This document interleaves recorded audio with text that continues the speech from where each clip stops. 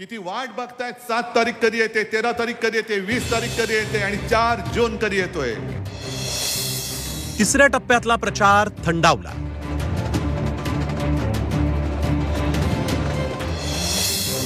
पवार, राणे, उदयनराजेंची प्रतिष्ठा पणाला.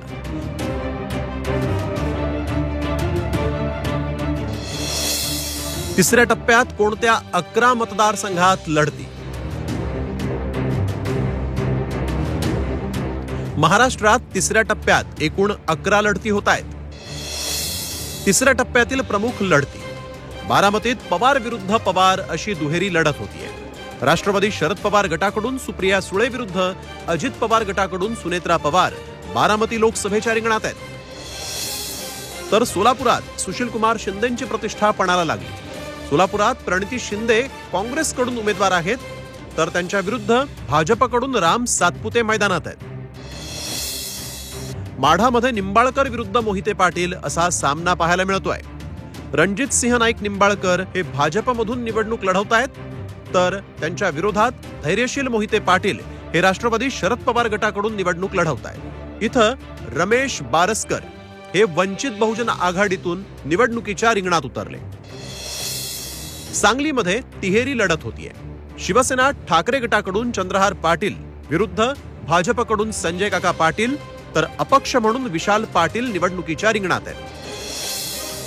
साताऱ्यात उदयनराजे भोसले हे भाजपकडून निवडणूक लढवत आहेत, तर राष्ट्रवादी शरद पवार गटाकडून शशिकांत शिंदे हे साताऱ्यात निवडणुकीच्या रिंगणात उतरले आहेत.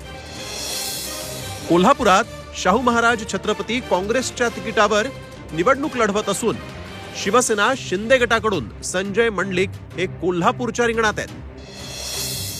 हातकणंगलेमध्ये धैर्यशील माने हे शिवसेना शिंदे गटाकडून निवडणूक लढवत आहेत, तर त्यांच्या विरुद्ध राजू शेट्टी हे स्वाभिमानी शेतकरी संघटना या पक्षाकडून निवडणूक लढवत आहेत.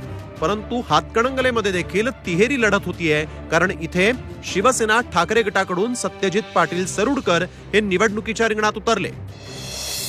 रायगडमध्ये अनंत गीते हे शिवसेना ठाकरे गटाचे उमेदवार असून त्यांच्या विरुद्ध सुनील तटकरे हे राष्ट्रवादी अजित पवार गटाकडून निवडणूक लढवत आहेत.